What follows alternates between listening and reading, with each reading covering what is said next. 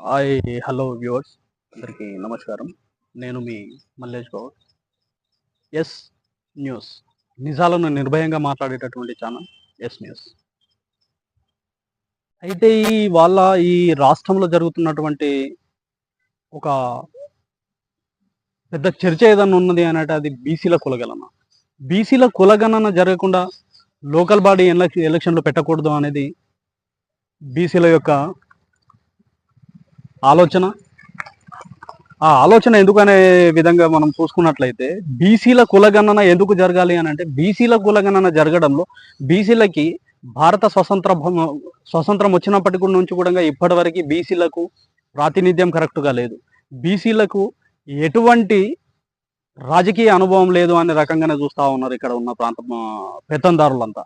కానీ బీసీలు కూడా చైతన్యవంతమయ్యారు. బీసీలు కూడా ఇవాళ రాజకీయాలలో ఉన్నారు. కానీ బీసీలకి టికెట్లు ఇవ్వకుండా వాళ్ళను సర్పంచులనుగా, ఎమ్మెల్యేలుగా, ఎంపీలుగా వాళ్ళకు టికెట్లు ఇవ్వకుండా వాళ్ళను అణిచివేస్తున్నటువంటి ఈ పెత్తందారి వ్యవస్థ ఏదైతే ఉందో దీనిని నిర్మూలించాలి. బీసీలు ఏ పార్టీ అయినా సరే, ఎవరైనా సరే బీసీలకి ఈ వచ్చే లోకల్ బాడీ ఎన్నికలలో పెద్ద మొత్తంలో వాళ్లకు సీట్లను కేటాయించి వాళ్ళని ఎమ్మెల్యేలుగా, ఎంపీలుగా, ఇప్పుడు లోకల్ బాడీ ఎలక్షన్లలో అయితే సర్పంచులుగా, ఎంపీపీలుగా, ఎంపీటీసీలుగా వాళ్ళకి అవకాశాలు ఇవ్వాల్సిన ఆవశ్యకత ఎంతైనా ఉంది.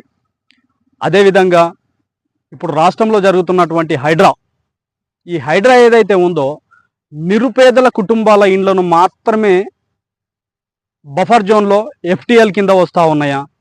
ఇది రాష్ట్ర ప్రభుత్వం గమనించాలి. ఒకవేళ అట్లా వచ్చినట్లయితే మరి దాని చుట్టూ ఉన్నటువంటి అగ్రవర్ణాలే కావచ్చు.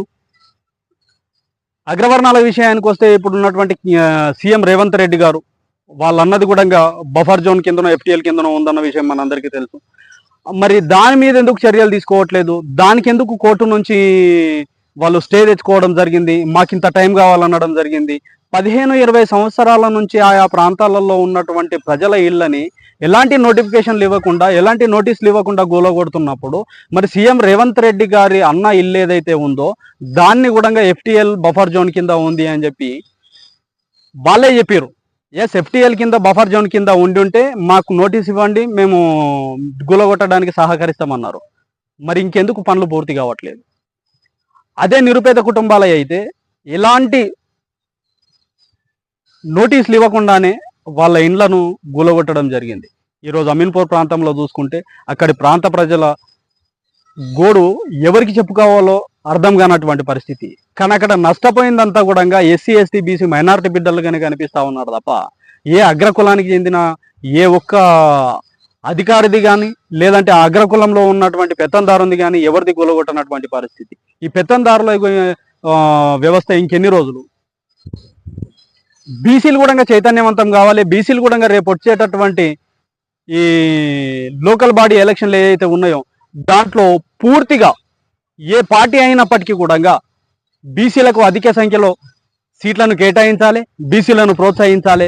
లేదు అని ఈ మొండి ధోరణితో పోతా ఉంటే బీసీలు ఖచ్చితంగా ఇండిపెండెంట్గా అయినా సరే ఏ పార్టీ వాళ్ళకు టికెట్ ఇవ్వకపోయినప్పటికీ కూడా ఇండిపెండెంట్గానైనా సరే మీరు ఈ ఎలక్షన్లలో నామినేషన్లు ఖచ్చితంగా దాఖలు చేయాలి.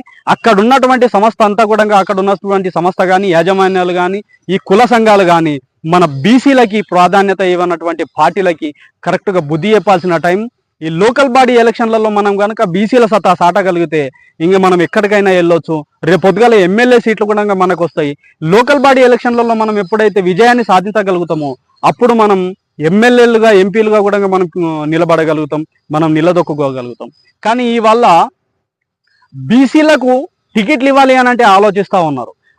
180% ఉన్నటువంటి బీసీలు ఈ 20% ఉన్న మన పెత్తందారి వ్యవస్థ కింద బతుకుతా ఉన్నారు. ఇది ఇంకెన్ని అన్లు? ఇప్పటికీ 78-77 స్వతంత్ర భారతంలో కూడా ఇంకా ఈ 20% కిందనే మనం బతుకుతా ఉన్నాము అని అంటే ఇది ఎంత దౌర్భాగ్యమైన పరిస్థితి.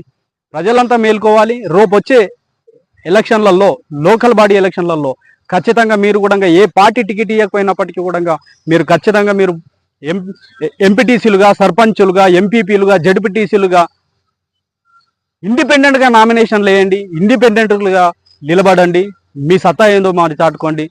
ఒక విలేజ్ని తీసుకున్నట్లయితే ఆ విలేజ్లో బీసీ ప్రాధాన్యత ఎంత, ఎస్సీ ప్రాధాన్యత ఎంత, ఎస్టీ ప్రాధాన్యత ఎంత, మిమ్మల్ని మీరు గెలిపించుకోవడానికి మీరంతా ఏకమైతే మీరు ముందు నిలబడతారు కదా.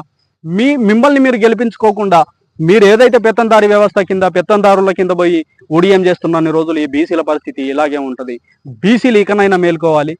నమస్కారం.